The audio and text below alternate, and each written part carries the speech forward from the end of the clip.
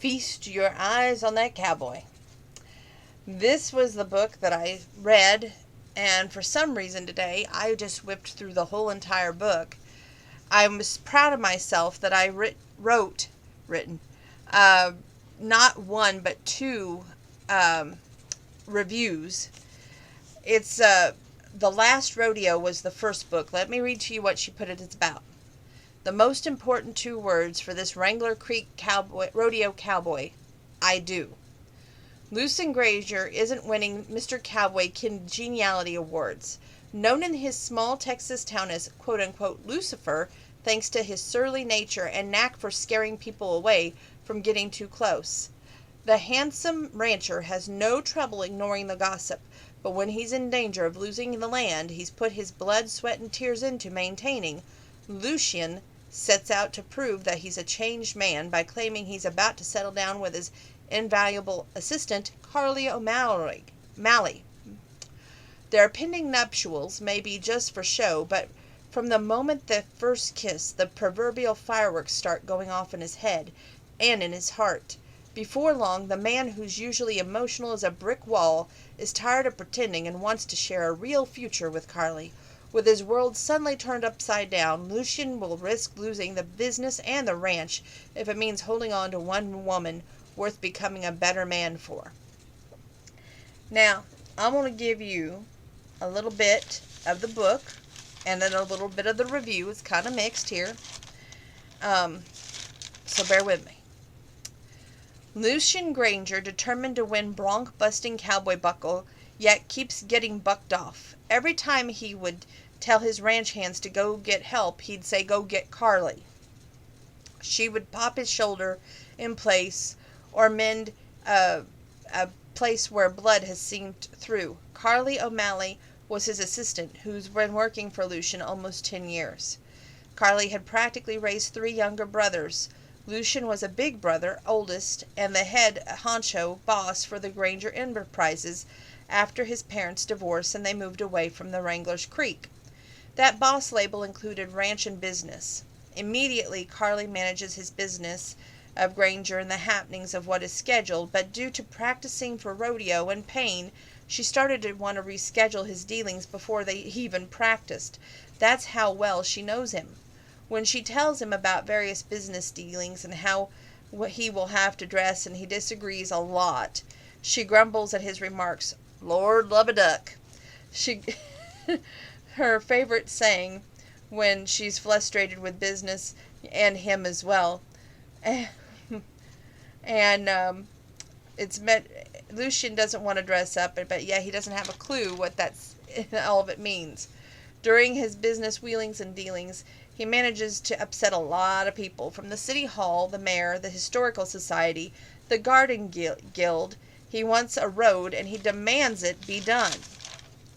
Lucien disagrees and says it wasn't a demand, or it's a simple request. Yes, but not a demand, she reminds him, and he told the city council if they didn't work in his favor, he would pull the funding that he pledged for the new park. Lucien reminds Kaylee that Dylan pledged that money, and Carly urges him to rethink the location. They don't like Lucien. He's upset with them too many times, demanding more water rights from the creek, pushing too hard on the land dispute with his cousins, building fences that cut off historic trails. While Carly was listing off all these many ways he's upset everyone, they are interrupted yet again by Megan Simpson, which is Lucien's current girlfriend, which dumps Lucien. Megan believes that Lucien isn't the commitment type and his heart will always be Amelia Carter's. Carly interrupts him to inform them at Lucien that his mom and dad has left several voicemails on his phone. His dad, Jeremiah, aka Jerry, repeatedly cheated on his wife and nearly driven the ranch into the ground. Meanwhile, a breakup with Megan. They both decide that there's no hard feelings, but Megan leaves a cryptic message, quote, "I wasn't able to stop my mom and dad from pushing this to happen," end quote. And this then leaves the room. Her parents own the town's largest animal vet practice, which services their livestock at the ranch. Quickly distracted, Lucian's mom left a voicemail using his full name, Jeremiah Granger, telling him that he's really messed up this time, and she wasn't happy how she was been getting call after call for the past 2 days, and everyone was complaining about him and his demands. Now, Megan Simpson's folks won't do business with them anymore, and many others won't either. And they were coming back home to straighten this mess out. Now, Carly says, now listen to your dad's message. You really should answer that phone of yours. I'm on my way to the ranch to fix this mess you made, and by the way, you're fired. Now, Carly tried to call his parents to no avail. They weren't answering because they're on their way to the ranch. Regina, which is Lucian's mom, visits all the time to the ranch, but Jerry visits few and far between, mainly to bust Lucian's chops about some cattle deal, or one of Jerry's best friends that he's nixed. Now, Jerry owned the majority shares of both ranch and family business in theory. They met Lucian worked for him. Now, Lucian changes his shirt for this meeting. Carly wants to cancel his trip, but Lucian says no, send flowers to Megan, yellow roses, and put the usual on the card.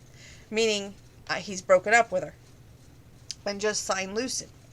To change the topic, Carly asks, what are you going to do about your parents? Will you back off the road request? And Lucian informs her, Dad is bluff, and he only wants to profit from both the ranch and the business. He wants him to work while he makes profit. Now, Carly was 13 and Lucian was 17 when Carly's mom ran off with Lucian's dad. Kind of like a soap opera right here. Glenda had drained the O'Malley bank account and taken money when she left. Regina is Lucian's mom, labeled the wrong woman by the town, while Glenda labeled the husband stealing hussy, who tempted Jerry away from his loving wife. Had a wild affair, lasted less than a year, but Glenda never came home, even to her kids. Her parents divorced, and Glenda remarried and moved, well, heaven knew where she moved, and the dad drank himself to death. All started with Jerry. Dylan enters the room, which is Lucian's brother. He's upset, confused, wanting an answer to know why Lucian and him are fired, and the web gets tangled from there a little bit more. You see, Dylan is Lucian's brother. But Dylan is also the adopted father of Corbin, which is son of Carly's brothers, Mac, who allowed Dylan and Jordan to adopt Corbin. So Corbin is Carly's nephew. Now, Dylan and Carly chat about him being fired and the location of the parents. I'm going to stop right there because I want this roller coaster to stop ending from going up and down. The annex in this book, from his mom trying to outwit the dad, Jerry caused a fake engagement, later turned into a very real engagement, very passionate engagement. Anyway, I enjoyed the past where his long-lost love, Amelia, did come to reclaim Lucian.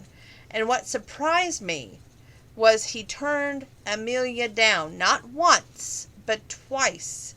And he made Carly realize that all along his heart belonged to her. They never said I love you until the very end of the book, which disappointed me. These two crazy characters made romance stupid yet fun, so it gets a strong 8. Now, the second part of the book, called Cowboy Blues. It's by the same author, Delores Fossen, but this one, it was a little bit racy even for me, because I'm old-fashioned. I believe that if you're going to be heavily pursued, the man's job is to do that. A blast from Nick Haskins' past happens. Footsteps, sounds of movement in the bunkhouse as he steps out of the shower. At first, since it's after 10 p.m. at night, he thinks someone broke in, but much to his surprise, he finds a woman bunked facing away from where he's at until he clears his throat. None other than Lindsay Gavin, Carol and Gavin's twin sister, who back in high school Nick dated Carol, and he somehow kissed Lindsay. Nick asks her what she's doing there, and she responds, "Didn't Dylan tell you?" Nick, he says, "No, he got called out of town." Lindsay lets Dylan put 2 and 2 together, comes up with the right answer, that Lindsay is the new horse trainer, and staying at the bunkhouse until her place is ready. Lindsay is a risk taker, where Carol Ann was always the safe bet. Now, Nick lets Lindsay know that Lindsay lets Nick know that she's very interested in him at first, and Nick puts her off. Then one night at the same bar, all those years ago where that first kiss happened, that gets more hot and passionate out behind the bar, and it gets insanely carried away. That book rating gets a 6. So the whole book gets an 8 for the first book and a 6 for the second book. It's not a stellar book, but I would say it's definitely worth reading.